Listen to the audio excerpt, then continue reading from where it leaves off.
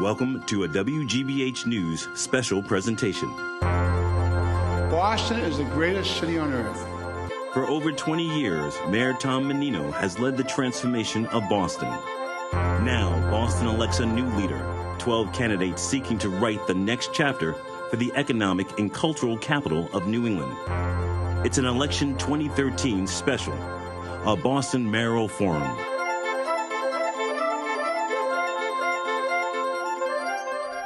Good evening, I'm Emily Rooney. Welcome to our viewers on WGBH Channel 2 and our listeners on 89.7 FM WGBH Radio. All this week, we've been hosting the 12 candidates running for mayor of Boston. Each night, I've sat down with 3 candidates selected at random for a 1-hour discussion on the issues facing the city. Issues that affect not just residents, but millions of people across the region who come to our capital city for business, education, and entertainment. Tonight, I'm joined by our final 3 candidates. Felix Arroyo is one of 4 at-large city councilors. Before that, he was a community organizer and an officer in the Service Employees International Union. He was raised in Hyde Park and now resides in Jamaica Plain. Marty Walsh has served in the Massachusetts House since 1997, representing Dorchester. Until recently, he was also an officer with the Boston Building Trades Union Group. He is a lifelong resident of Dorchester. John Barros directs the nonprofit Dudley Street Neighborhood Initiative. Until recently, he also served on the Boston School Committee. He grew up in Roxbury and now lives in Dorchester.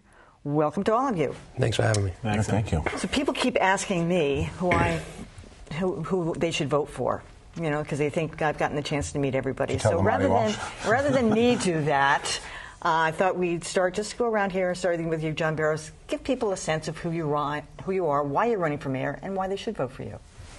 Well, I'm running for mayor because I want to give back to a city that's given me and my family so much. Born and raised in Roxbury to immigrant parents from the Cape Verde Islands. My parents came here just like a lot of other Bostonians searching for a better life, and had to make some tough choices around education, pulling me in and out of Boston Public Schools into Catholic schools. Graduated from BC High, went to Dartmouth College, master's from Tufts, worked for a pretty big corporation, and then decided that I wanted to spend the rest of my professional life coming here to Boston to improve the city for Bostonians. And so I've been executive director for DS&I for the last 13 years, working on everything from affordable housing to youth employment, job creation, small business development, health, and safety. And we've had a good go at it, and I think the kind of work that I've done for the Dudley neighborhood, I can do all around the city. Marty Walsh. When I decided to run for mayor, it's after a 16-year legislative career. I love helping people. I've worked on a lot of big issues as a state representative. I've worked on housing issues. I've worked on economic development issues, working on improving our schools, and working on issues around substance abuse. So all the things that are very important to our city, I've had a chance to work on. And prior to that, as you mentioned earlier, I was the head of the building trades. And I was at a meeting with the building trades, and we're talking about a development. And I was realizing I wasn't getting the full fulfillment out of what I want to do in life. And when the mayor decided not to run again, I knew immediately that I was going to run for mayor of Boston. I'm the son of Irish immigrants. My mother and father came to this country in the early 50s. I went to St. Margaret's Grammar School, Newman Prep High School. Went to college for a little while, dropped out, went to work in the field of construction, ended up going to work in the office. I went back to college, ran for state representative. You know, I'm living the American dream. My parents came here as immigrants to improve themselves and send money back home, but they got married and met. And, you know, I'm living that American dream that was made possible by my immigrant parents who came to this country. And I've enjoyed running for mayor, and I am going to look forward to being the mayor of the city of Boston. All right. Felix Arroyo.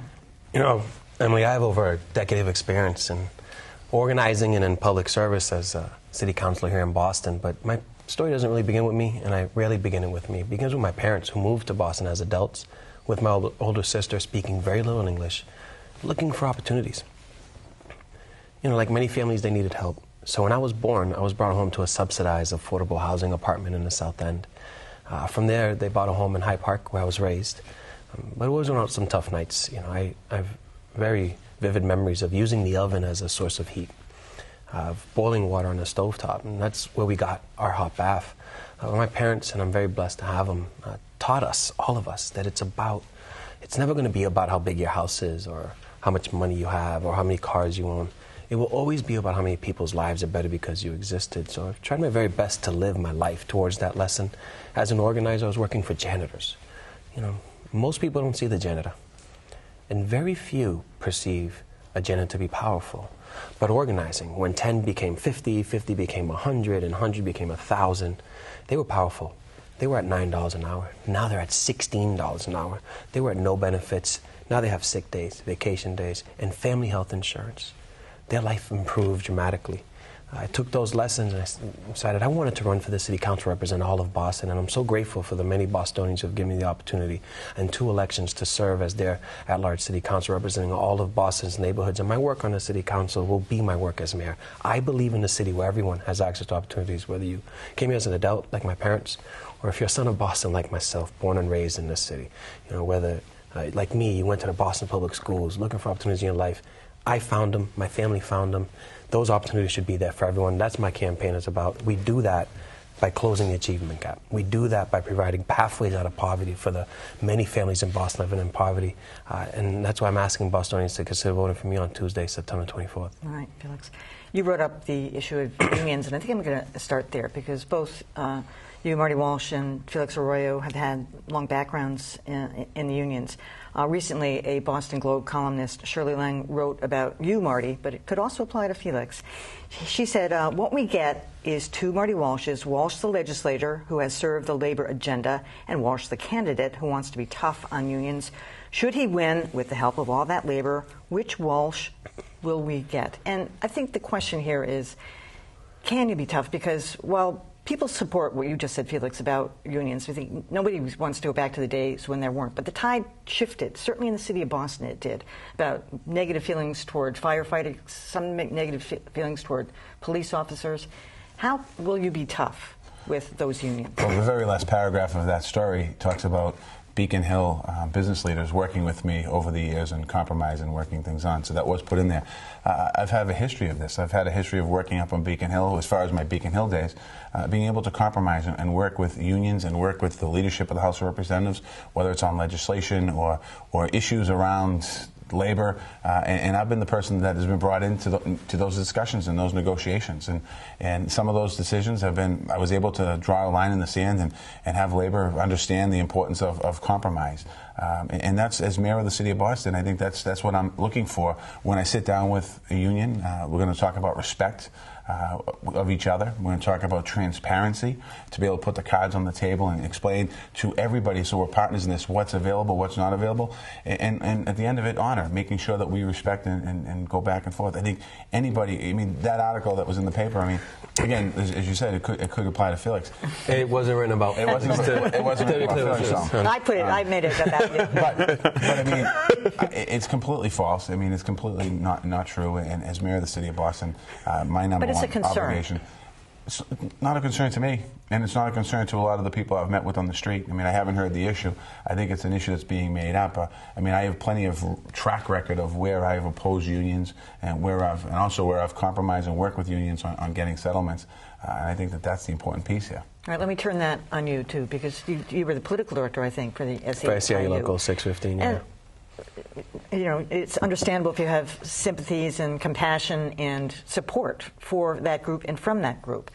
But when you look at the firefighters, and nobody wants to make them angry because they're a needed and vital source in the city, but when they, you know, pushed back on things like drug testing, we had a horrible incident where it's a firefighter who ended up dying but had drugs in his system. When they push back on things like that and make it part of the contract, do you have the guts to stand up and say, no, this is going to be this way?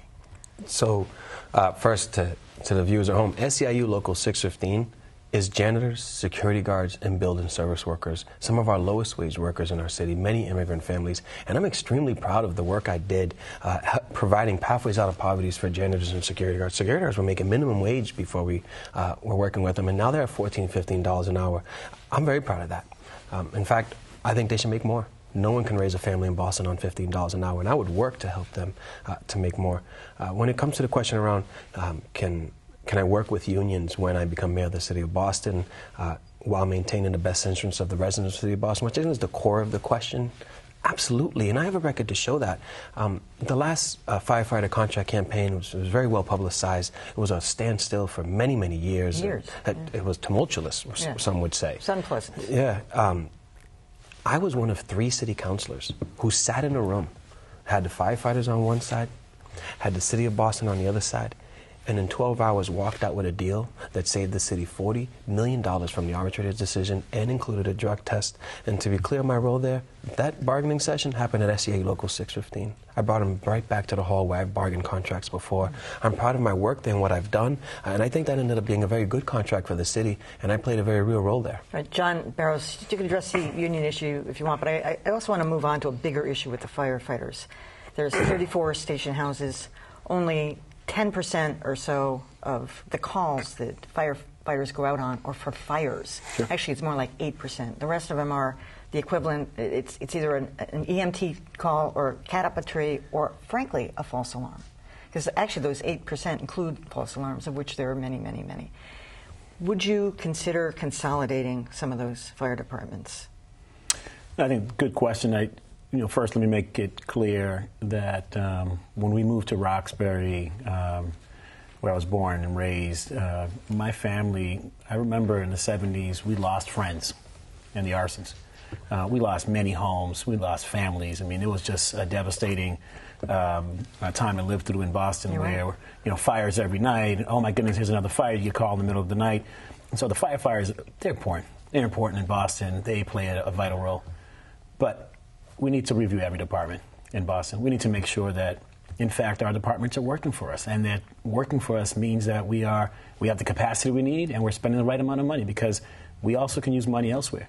And so as mayor, I would issue an independent panel that would review the fire department, and if it is time to contract, expand, invest in equipment, which I've heard about, redo some firehouses, I will make that call. I am not beholden to any union or any group. I will make that call for the best interest of every resident in Boston. The rank and file essentially pushed out Chief Stephen Abrera right after the bombings in April in downtown Boston. Was that right? It's tough to, from the outside looking in, being able to say whether it was right or wrong. What it did unearth is that there are some tensions, real tensions, in a department where everyone besides the commissioner belonged to the union, where there were some real sentiments of, an outsider doesn't belong, an outsider shouldn't be in, we should have someone from Boston. And frankly, sounds like there's something wrong, right? So was that right? Was that wrong? There is something wrong. We can't have that kind of tension. We need the most qualified person to run our departments, and it doesn't matter where they come from. Yes, we want to develop and help place Bostonians in positions of leadership. But if we have a position of leadership and we need to go look for someone, we need to have national searches and find the most qualified person for a position. So I would continue to be extremely concerned, and as mayor would want to come in and do a review, because if we have a fire department where we can't have the most qualified person in position to lead that department, then there are some drastic changes that are needed. Just quickly on the issue of consolidation. Did you take a look at that, Marty? Yeah, I would absolutely look at all of my departments, but I think the fire department's one that's been talked about a lot here in this mayor's race.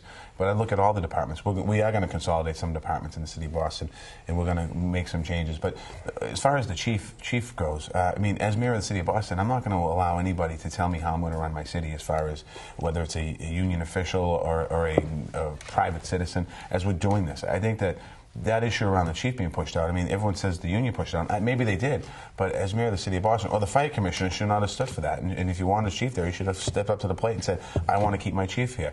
I want to change the diversity and the culture of the police department above. And if the union comes up, well, I don't like what you did, well, too bad, because I'm going to change it, because that's what we need to do here in the city of Boston. Felix?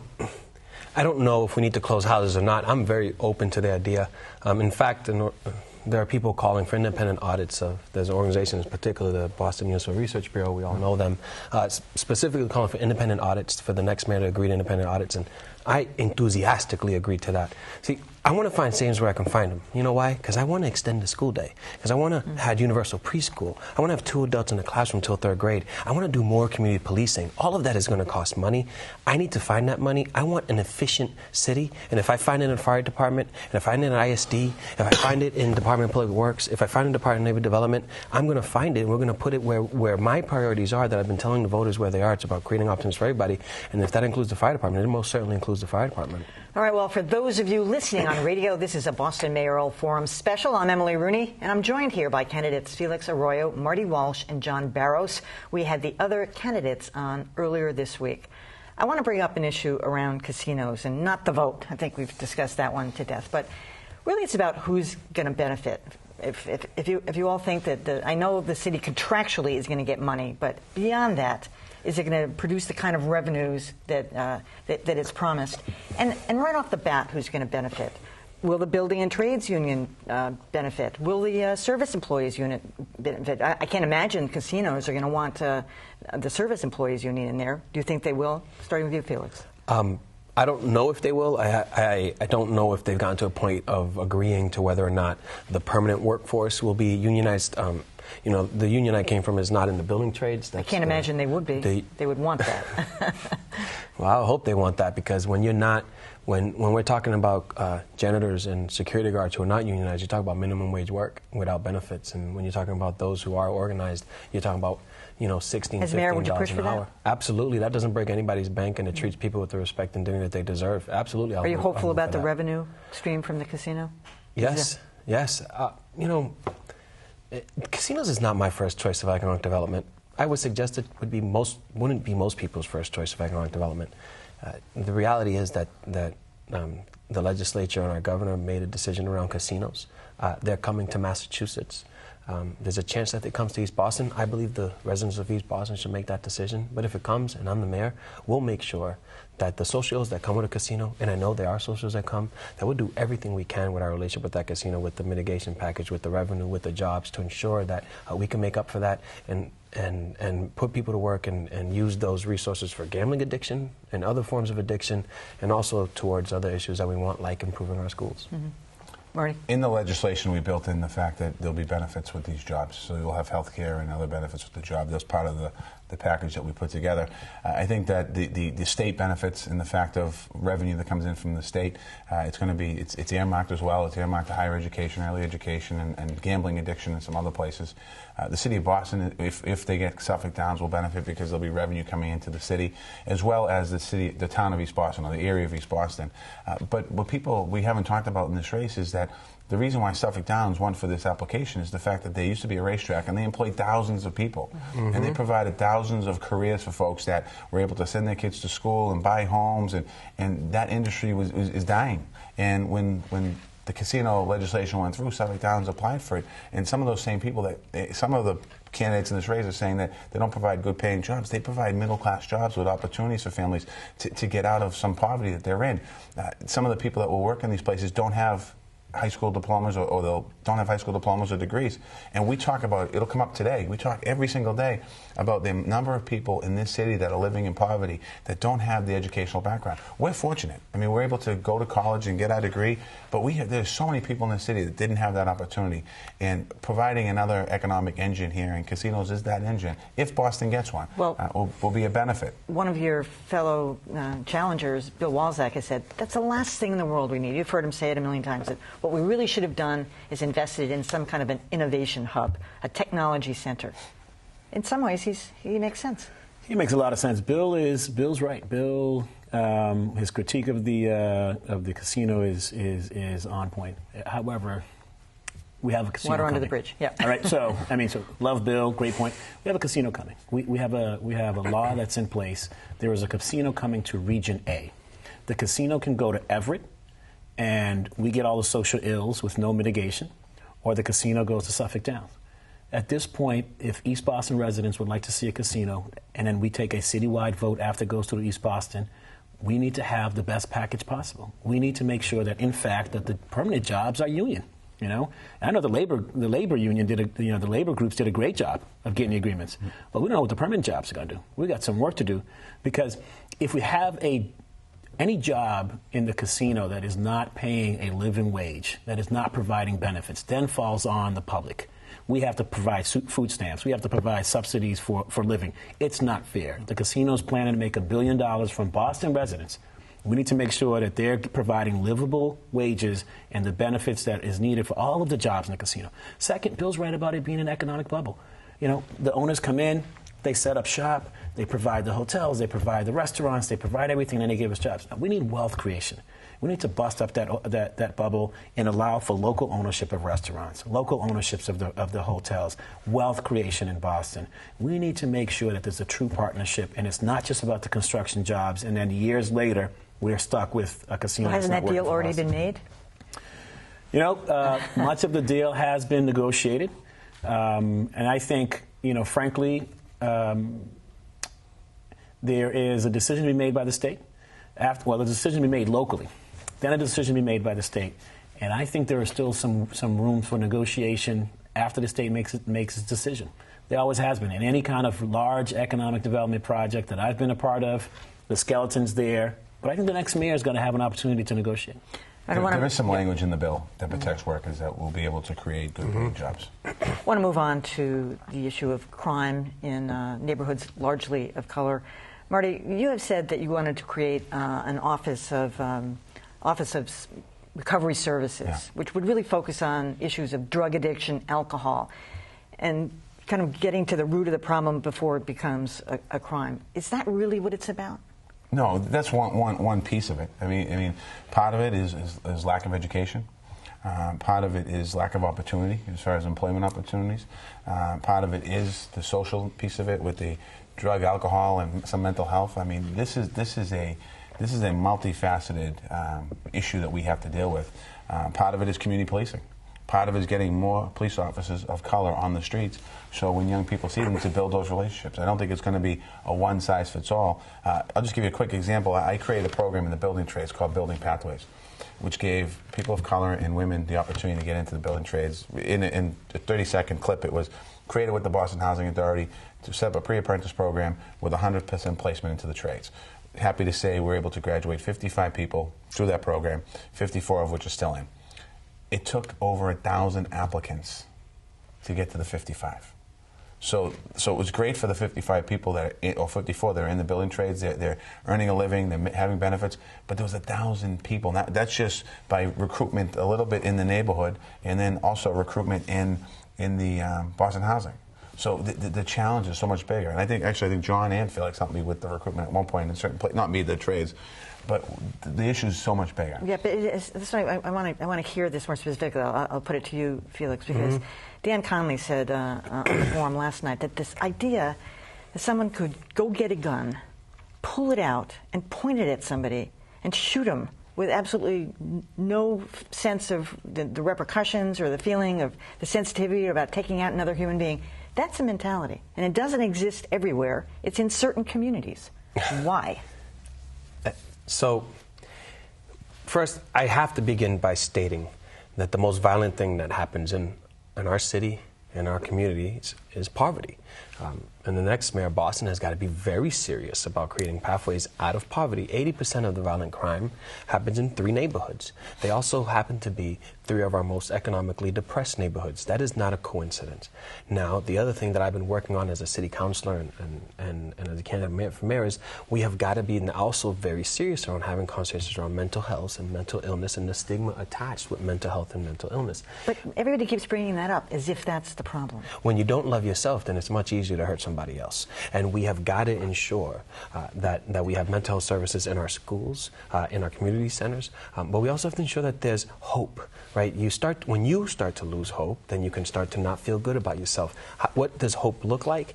It looks like this. It looks like a pathway out of poverty. It looks like creating good jobs. It looks like taking bad jobs. I have some experience doing that, moving security officers from minimum wage to $15 an hour and turning them into good jobs. It looks like closing the achievement gap in our Boston public schools and having our kids go to facilities that they know respect them in front of teachers that they know love them. It looks like a transportation system that connects all neighborhoods. You know, where I live, in in Jamaica Plain to get where Marty lives and where John lived in Dorchester. In a car, it takes me 10 minutes, but on public transportation, it could take me over an hour. Sure. We are not connecting our city, which means we're not connecting people to jobs, right? And that's what it looks like. It also looks like affordable housing. When we work on those issues, coupled with community policing, cops walking the neighborhoods, bicycling the neighborhoods, and a police department that looks like the city represents and speaks the languages of the city represents, I think you'll see reduced crime. John Barros, you have said that you want to create a community response authority. What would that be, and what would it look like? This would be in order to address these issues of violence in the neighborhoods. A community response authority would be about coordinating the different levels of government, the different departments. It would be about coordinating those on the ground who are working with communities, because, in fact, it is about creating thriving, healthy communities. Something that I've been doing for 24 years. If we don't provide our residents, our families with more opportunities, if we don't, really address the issue of poverty, right, and begin to give people hope, then you're going to see people continue to make decisions that are irrational, because they're really living irrational lives, right? There's little hope. And part of that is government's got to bring in the hope. We've got to have response that's timely. We've got to say, this is urgent. We're going to deal with it. I talked about, a few days ago, the Amy Lord story. The Amy Lord story is a really tragic story. It was sad. I was so sad. I had to go over to South Boston for that meeting and talk to residents and figure out what we can do together. When I got to that meeting, you had all three levels of government. You had the federal government there, congressmen, you had, DEA, the head of DEA, you had state government, you had city government officials, all in the room, ready to go. That's the kind of response we need for every life in any neighborhood in Boston. And we've got to make sure in Boston that safety is number one.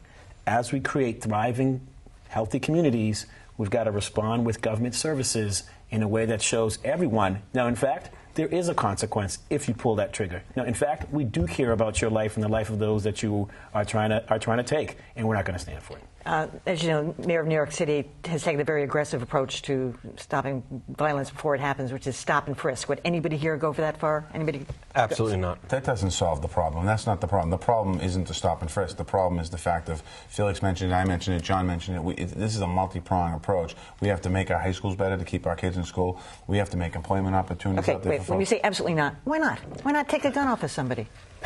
Stop and frisk in New York. Stop and frisk in New York, I don't believe has worked. In fact, we don't have to go to New York. Remember the Charles Stewart case? Well, if you were a person of color and a man of color walking through Mission Hill, you could have gotten stopped and frisked. That didn't solve the crime. In fact, couldn't have solved the crime. It turned out the person who committed that crime was Charles Stewart himself. What it did do is deteriorated trust amongst communities with police. And what is more important in policing than a relationship and trust from the community so that they can receive information? The police are able to solve crimes and prevent crimes based on the information they receive. If you kill the trust of a community, you don't get that information. No one's going for that. I mean, that's why I asked you if you hadn't been stopped and frisked. It does exactly that. It strips from police exactly what they need to work with communities, which is trust and relationships. And if our police is going to be in position where they're going to do something that is going to create some hostility, then we're undermining their ability to do the job. Secure communities. Secure communities was a pilot program that Boston accepted to do here. And the mayor was trying to create safer communities. But in fact, it deteriorated trust. It sent back 52% of the deportees were people without records, people who were engaged in trying to start their livelihood here. Separated families, sending fathers away to a different country and leaving children and mothers here for most of the time. We don't need those kind of policies of policing in our neighborhood, in our cities. We need coordination. We need relationship. We need trust. Speaking of policing, Bill Walzak, once again, is the only one out there on a limb saying we don't need police officers at construction sites. They don't need to be the safety guards. We could have civilian people. There's a big project going on right here. They had 7 police officers here earlier in the week. I mean, is this necessary? I support police officers at construction site for a number of reasons. One, I want an authority figure there controlling the traffic and the moving and make sure that we're flowing. That's not their job. It's not to control. They're not controlling. When I've been to them, I've seen them play that function. Also, I do want more police on the streets. I want them present. I want them visible in neighborhoods. And there are plenty of examples, and we can find them rather easily, of police officers at a site being the ones who prevented a crime or caught somebody in the act of a crime thereafter. There are a lot of examples of that, and so yes, I do support police Marty? officers at They the also site. protect the worker. I mean, when you're in a manhole, you certainly want somebody there that people are going to know there's a police officer there. They're going to be more cautious when they're driving around that. On the Mass Pike, That's what I mean. There was a move on the Mass Pike to eliminate the state police. I mean, if you're on the Mass Pike working and somebody's zipping by you at 55 miles an hour, it's a pretty scary thing. So, and on top of it, it's not paid for by the city residents of Boston. It's paid for by private contractors, private developers, and they do catch, in a lot of cases, Felix mentioned this, they do catch crime in a lot of cases where they're there and they see crime. You're all on board with this. No, I'm on board. And, to Marty's last point, the commissioner verified the other day that, in fact, it is not about taking police that are already on duty at that time. It is adding more police on the streets, right? And so we've got more eyes, more police, more protection in the city of Boston. It's privately paid. It makes a lot of sense. They're not there primarily to handle traffic, but we know that they handle traffic when they're out there. They're not primarily there to catch criminals, but we know that they catch criminals when they're out there. You and I go to different construction sites. Oh, I see them staring in the hole or looking at the... Well, out front here today, they're staring in the hole because they shut the street down. But if you're on Washington Street down the street, they're moving traffic along. Okay, well, for those of you listening on radio, this is a Boston Mayoral Forum special. I'm Emily Rooney, and I'm joined here by candidates Felix Arroyo, Marty Walsh, and John Barros. We had the other candidates on earlier this week. All right, continuing here on to issues of education. I don't know if you saw this statistic, but according to Trends in International Mathematics and Science Study, if Massachusetts were a country, its 8th graders would rank 2nd in the world of science, only behind Singapore. And they're largely crediting MCAS for this. When there was a lot of hand-wringing over MCAS, as we all remember, 10 years ago or 15 or however long it's been around here. And even now, in the educational says, we shouldn't be teaching to the test. But it's working, is it not, Felix? I don't believe we should be teaching to the test. I believe that standardized testing has its place, but allowing the teachers to do more teaching has more of its place. To me, standardized testing would be done in a way to create assessments so that the teachers would know what that child needed to learn. We talked about this yesterday at a forum we did on education. When you have a 3rd grader taking the MCAS, every teacher I know who teaches that class knows of a 3rd grader who broke down in tears while taking that MCAS. No one wants that to happen with a 3rd grader. Now, as it comes to education, I believe every student in our Boston Public Schools should have science, technology, engineering, math. You gave a Massachusetts statistic. Yeah, it's not Boston, I know. I'd be interested in seeing what the Boston statistic was. I suspect it wouldn't be. No. I suspect it wouldn't be. No, but it's pretty impressive.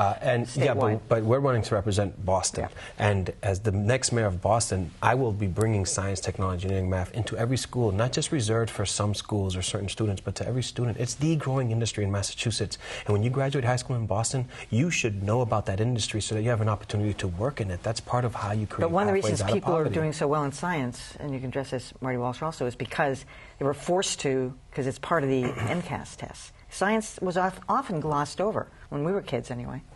I think also there's been a lot of reforms here in Massachusetts over the last several years that have probably helped us with the grades Massachusetts-wise. But when you talk about Boston, you look at our level 4 schools 4 years ago in the city of Boston, a lot of those schools have turned around. And the grades have gotten better, and John can certainly talk a lot better because he's on the school committee during this time. But I was in the legislature. We were able to give the schools a little more power to be able to deal with some of these issues. We also still have to, I've been traveling around to the different schools. We have a lot of schools in this city that aren't that far from being good and being great. Level 3 schools, when they're level 4, they get additional money. When they're level 3, that money goes away. We need to do better with that. We need to make sure that our level 3 schools get the additional money. There's a lot of discussion about extending the school day. I think that works in some cases, but we also have other programs like citizen schools and city year that we can bring into our schools to work as partners to extend the school day. I think we have to, the next mayor of Boston has to get really serious about turning all of these schools around and building real opportunities for our kids. John Barros, one of the most emotional issues around Boston Public Schools has to do with the school assignment issue. And you're proposing a couple things, including this universal application where no matter where you wanted to go, whether it be a charter school or regular bus, everybody would sort of be on a level playing field. How would that work, and how would it change the current system? And since you were on the school board, did you float this? I did. I floated it. I think we've learned a lot. We've learned a lot about education in the last couple of decades with the new laws and new reforms. And I want to commend Marty for his position at the State House. I think he's done a wonderful job, which is why I think he should still stay there and continue to pass these laws. We have put them in place in Boston in ways that they've worked. And one of the things that we found out is that parents, should have choice. They should understand what schools are offering. They should understand what schools are out there for them. And, for a lot of our schools, the application process is really cumbersome. And every time we make it harder, parents have less and less choice. And we're trying to provide more and more choice. When I ask for a single assignment process, I ask for a single assignment process because Boston is moving towards a, neighborhood-based system with an eye to quality. If you give me an address right now, I'll give you a walk zone where you have quality. And if your walk zone doesn't have quality, we're going to broaden that circle. Well, we left the charter schools out of that conversation. So now we're paying for every child in Boston to take school buses across the city to charter schools, which is in the BPS budget. And we need to have that conversation with charter schools. They shouldn't be citywide when we're talking about bringing folks to bringing schools closer to neighborhood with an eye on quality. And we should be coordinating with charter schools so that we're providing the right locations for them. The KIPP school. KIPP leadership has told me time and time again, they market to students in Mattapan. Well, their school building's not in Mattapan. How about we get them to Mattapan and then think about how they become more of a local-based school system, saving us transportation dollars and serving the community that they're building a relationship with. This makes sense. And then lastly, reporting. I've asked for a single reporting system because we keep having this charter BPS fight when we were supposed to be learning from each other. BPS has something to teach and charter schools have something to teach. Well, we need to report based on the same data and same indicators so we know what's going on in these schools. Stop the fight, same reporting system. Let's learn from each other and grow. One of the things I'm curious about, that the feds just this year, Marty Walsh, started paying for school lunches. Yeah. And they said one of the reasons they did that is to eliminate the paperwork, because that talk was cumbersome and unwieldy, and then people would forget, and then they wouldn't give them the lunch or something. But one of the things the paperwork did was economic indicators. So are they still going to have people fill out? How do you measure economic indicators without that paperwork, student by student? I think we're going to be able to measure that by. They'll be the city of Boston school department will be able to get that information. I'm worried about anything the feds do or don't do. They're a bigger issue. They're cutting money back on housing. Do we even want them paying for the school lunches when you get right down from it? I think we want them paying for anything they want to pay for. I think except for when they stop some of the paying. restrictions they have. There are so many kids. The super majority of our kids in the city of Boston schools are on school lunches, and also the lunches that are provided are terrible. We're paying caterers for frozen chicken and burnt pizza and other stuff that's unbelievable. And I found that out I was up to Mather School talking to some of the kids. And I said, "Well, give me a problem in the school." This is before I was running for mayor. And one kid raised his hand and goes, "The school lunches." What do you mean? Well, there's water in the package. So there's some real problems the way we treat our kids. We got to first of all change that. But I don't think it takes an expert to realize that most of the kids that we're serving in our schools are kids in needs of service.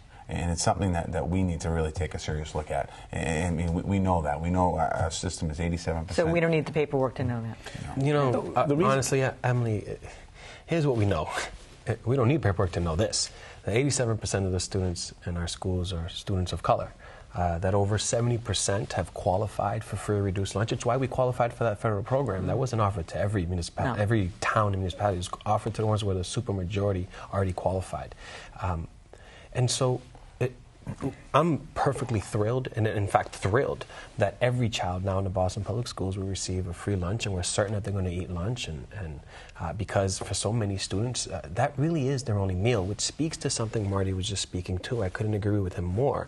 The quality of the food we serve our children is below the standard that most parents would ever agree to feed their children, and it doesn't have to be that way. There's actually businesses in Boston that can solve that problem for us. There's a business called City Fresh right in the heart of Boston that does school lunches for other municipalities in Massachusetts. Fresh food, healthy foods. And they're serving this to other students in other cities because they have contracts. They don't have a contract with our city. Urban farms can grow here. And I just want to add that the food matters. What happens in our classrooms matter because closing the achievement gap is, to me, it's the civil rights issue of our time. And the next mayor of Boston has a plan that's holistic on how to do that. Quickly, let me just chime in real quickly. The reason why we know the poverty level in our schools is not because all the families are filling out these applications. In fact, we knew they weren't. We knew the level, but we knew they weren't filling it out, and so our children weren't getting the federal benefits that they needed, which is why the federal government stepped in. We don't need to first have a child fill out a lunch to know that they need a lunch. So let's give them the lunch, which is what this program is doing. Because if they don't eat, they can't learn. It's the right program, and I'm hoping that every school district across the country who has a supermajority of poor students in their district is going to receive this program. But the real issue is about quality of food.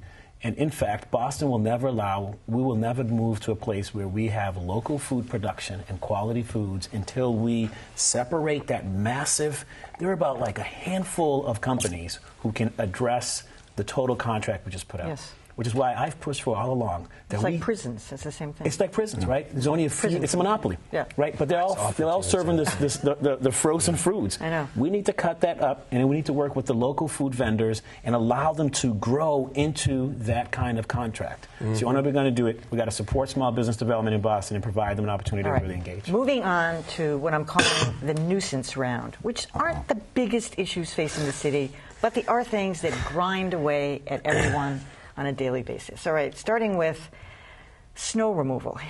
Mayor Menino tried to crack down. I'm not going to ask everybody every question, but I'll ask you this one, Marty Walsh. Mayor Menino tried to crack down on people who were placeholding their parking spots during snowstorms. They're putting lawn chairs. Would you crack down on those people? I would give them a leeway period. Like 24 hours? Or maybe a little more. I grew up in a 3-family house on the street with all 3 families, and when you shovel your spot out, it's your spot, and this is probably going to get me in trouble, but I would probably, it depends, I'd probably maybe extend it to 48, 72 hours, but I certainly would give it a little more. John Barros, when there's a snow emergency, that means cars can't park on the street in certain, like Mass Avenue and Commonwealth Avenue, and are there too many streets that shut down, and should the mayor step in and tell these indoor garages, hey, you got to help people out, you got to be half there, maybe the city has to, what should the mayor do about that? Yeah, I think everybody's got to chip in. The mayor's got to have everybody working on this. I think the commercial partners have got to clean up their spots.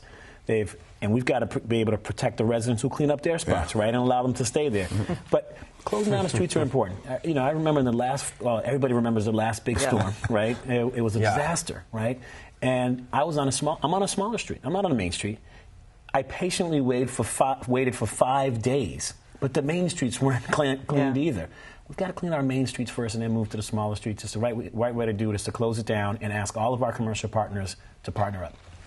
Felix, would you find people who don't shovel their own sidewalks? Because you're supposed to. I think it's a 20-foot. Would I find? Yeah, God, it's supposed to shovel your own sidewalks, 20 feet on either side, I think it is, or 40. Two-part, absolutely. But do I say two-part is because I would love to know the homes where our seniors and our disabled residents live who cannot shovel their own sidewalks for reasons there are programs that are not just, I don't feel like it, right, for very real reasons. And actually it speaks to something very closely. It's part of how I do year-round jobs. I remember as a kid doing shoveling. I want the city, by use of those fines, to then pay kids, teenagers, anyone who would like to do it. But for me, starting with teenagers who happen to be our poorest group of Americans at this point, and allowing them to do that across the city. Okay. Marty Walsh, what would you do to get rid of the geese on the Boston Common, on the Esplanade, in the public garden? Yeah, Marty. Answer that question. It's a nuisance. I have a plan. I'm going to hire Felix, give him a broom, and then I'm running around after him. I don't know. I mean, it's a tough question. Those fake coyotes don't work. The fake coyotes don't work. I was asked this question serious at Fenway area senior building, and they were talking about the eggs and poisoning the eggs and coddling them. No, it's an issue actually. In the neighborhood. It's a tough issue. I mean, one way I look at it is a good thing because we have wildlife moving into our city, so it shows a sign of that our city's getting cleaner. But I'm not sure. All right, that's a good answer. I'm not sure. All right, John Barros, would you ban plastic shopping bags, those bags that get caught in all the trees and make a mess of the common and everywhere else? I think we need to move to banning plastic shopping bags. Absolutely. I think we also need to look at our water bottles. We need to update the laws for the state. Marty, you should work with me on this when I'm here.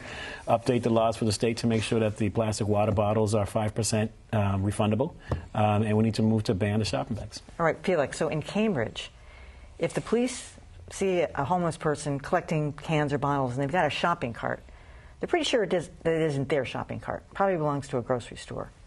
Would you take their shopping carts away? No, I would not. Take an easy question. I would not. The geese question.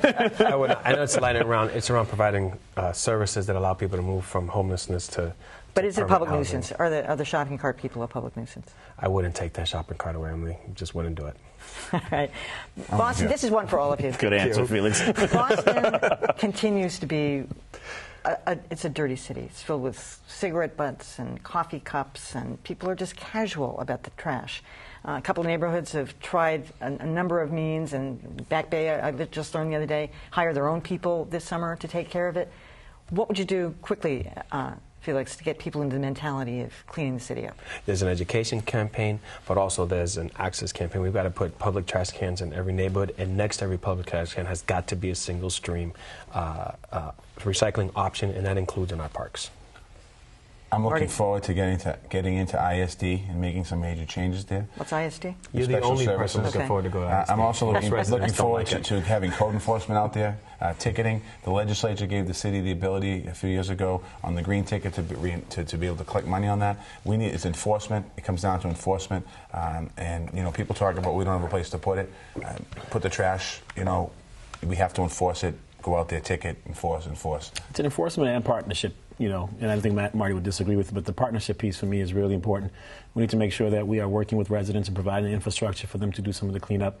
Trash cans are important, recycling bins are important, but then we've got to provide some jobs. I think people will pay for this. I think that we can increase property taxes, and people would be excited to pay a couple of dollars more to have their streets clean. This is something that I hear everywhere in Boston. The city of Boston's got to take this. Because only certain neighborhoods get street cleaning. We should make that clear. That's right. Only certain neighborhoods. You got to ask for it. You got to work with them. But everyone deserves to have a clean neighborhood in Boston. All right, reintroducing here for a second. For those of you listening on radio, this is a Boston Mayoral Forum special. I'm Emily Rooney, and I'm joined here by candidates Felix Arroyo, Marty Walsh, and John Barros. We had the other candidates on earlier this week, and this is the last forum. All right, back to a couple more serious things. Oh, I have more nuisances. Just we've got a long list. Motorcycles, you name it. We hear a lot about the need for more affordable housing in Boston. The mayor just came up with this proposal that he wants to enact by 2020. He won't be the mayor anymore, but 30,000 more units of housing, which is a good start. But when you look right now what's going on in a lot of neighborhoods, there is a large pool of unused housing. It may be houses that are neglected, run down, absentee owners, that kind of thing. But when you really, I'm sure you've seen a lot of it as you've driven around during this mayoral election. I'll start with you, John Barros. What would you do about that? What would you do about, because these places could be fixed up. Some of them are huge. They could house 6 families if they were properly fixed up. Some of them are huge. Some of them are owned by our banks. And we absolutely need to address this issue. We've got a lot of foreclosed homes that are being held by banks and or those real estate firms that banks have sold them to out of short sales because of foreclosures.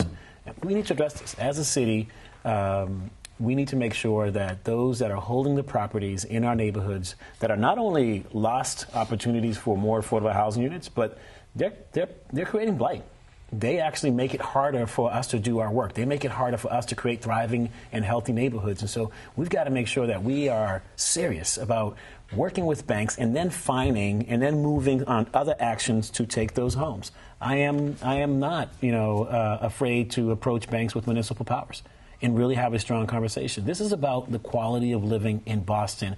It's not just about the opportunity lost, and because I think we can make more affordable units out of those.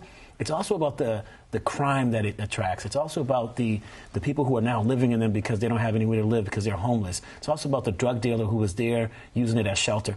It's the wrong thing to do. We've got to hold our institutions accountable. Should this be an eminent domain issue, Marty Walsh? Should we say, hey, we're just going to come in and take it? And I don't care if it is owned by the bank. We're going to come in and take it. City's going to fix it up, and they're going to either sell it, rent it out, or give it to people who need to live. It sounds like a great idea, but it's not that simple as far as taking it like that. But I think in certain neighborhoods, there's a house on the street over from my mother's it's a blighted looking house. The owner is still paying the taxes on it, and there's trash in the yard, and it's causing rats and havoc in the neighborhood, and it's a real problem.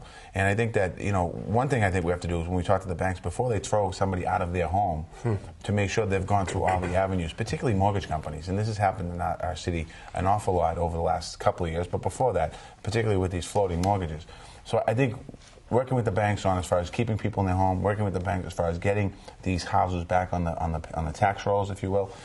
Also, I would look at empty vacant lots around the city of Boston and build 2- and 3-family dwellings. Sell it back as a first-time home buyer program. Have people a 10-year residency where they have to live in that house for 10 years, and be able to cap what the rent would be in the second and third units of those houses. And then the money for the city would come back with the payroll, with the real estate tax. We have to think outside the box because the system that's working now isn't working. We have neighborhoods. I represent Codman Square. There are folks in Codman Square saying, enough with affordable housing. We want workforce housing. And there are other neighborhoods that say, we don't want affordable housing in our neighborhood. And we have to come up with a true plan to be able to spread housing around. And when I say housing, I'm talking a house, not necessarily a condo unit with 15 units. Well, is this an issue for the BRA, do you think, Felix? You know, the houses that are being foreclosed upon, and those families who are losing their homes and now creating an empty building in our neighborhoods, you create a homeless situation and you create a situation that causes blight and crime. It's a lose-lose for community every time it happens. You know, Emily, I'm moving legislation now that will help address this. It's called Invest in Boston. We have $1 billion, Emily, in banks today as the city of Boston. But we don't ask those banks if they lend to people who want to open small businesses. We don't ask them if they lend to people who want to buy homes so that these homes can be bought. We don't ask those banks if they're part of the foreclosure solution or the crisis. We don't ask them if they support development in our city so we can get more housing, all the new housing that we want to do by 2020. My legislation says if you want to do business with our city for $1 billion, they all do. Then you have got to do work on our neighborhoods. I'm moving that now. In fact, I'd love to tell you viewers that there's going to be a vote in the City Council on Invest in Boston on September 18th, and I would ask them to call their city councils and say, we support Invest Boston, we support investment banks that invest in Boston. As it comes to the BRA, I have real plans for the BRA. I want to take planning out of the Boston Redevelopment Authority. The idea that one agency would see development and planning, and that agency, to an extent, be a secret agency that doesn't have to show its budget to anyone, is a mistake. It's such a mistake. We've had it since 1957, and no other city has copied that model. We have got to take planning out of the BRA, make it a public process so neighborhoods know, neighbors and residents know the role they play, developers see a transparent process. We plan something, and it goes to the BRA, and they make sure that it gets built. How would you change the BRA? I would merge EDIC and the BRA into one entity, and as well as I'd take D&D and put in there so the housing component's in there. What was the last one? Department of Neighborhood Development. Okay. Put in there and have a lot of people don't know all these initials. Have a true economic development office, and also add an economic development component there. So when we do build housing, and when there's plans that come in front of this agency to be approved, and money for 50% market rate or affordable goes in there, we can put these pots together and actually push housing out as well, and add more transparency to that agency, because depending on what neighborhood you're in, some people don't have an opinion in the BRA because there's no development going on in the neighborhoods, but there are neighborhoods that feel they're being overdeveloped and they have no voice in it, and they should. We just have a few minutes left, and I have a couple of miscellaneous questions. I know, John Barros, you've said you're a huge supporter of the arts, and people don't believe this, but the arts brings in more economic revenue than the sports teams do into the city of Boston. Would you personally be willing to back the outside-the-box arts week-long thing that Ted Cutler did as mayor? He paid for that whole thing himself, upwards of $5 million. Should the city be behind that? Would you be willing to help him, or they, at this point, the organizers, bring in supporters and funders for that? I've said it to Ted personally. I saw him the other day, and I said to him I'd be willing to back that. It was the right thing to do. It brings in revenues. You're absolutely right. The arts, as I've learned, brings in over $1 billion worth of revenues, and more than sports. It employs more than 10,000 people in our city. So we've got to be not only serious about protecting that, we've got to grow that.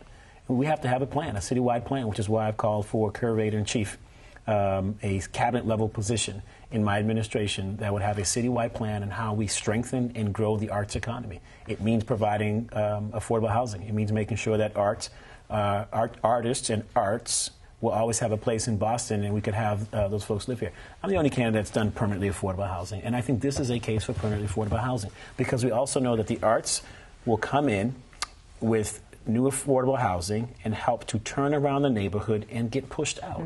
If we are serious about artists staying in Boston, we need to create an infrastructure that always holds. Okay, I got a quick one for each of you. Marty, I know as a younger man you had problems with alcohol and you've recovered from that now, but would you support more liquor licenses in more neighborhoods and to take away those onerous licensing fees, sometimes as much as $650,000. It's almost like a punishment for somebody who wants to open a restaurant or a bar. Yes, to both. I mean, there are neighborhoods that are trying to get revitalized, and they need to create industry. They need to create nice restaurants and small restaurants in our communities. Absolutely.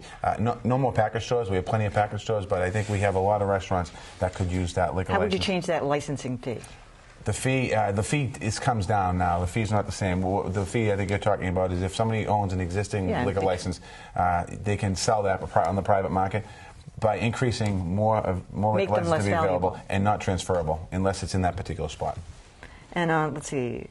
Well, you answer that one too, Felix, because that's been a big issue. Absolutely. You know, in the city of Boston, we have over 1,000 liquor licenses for restaurants and establishments.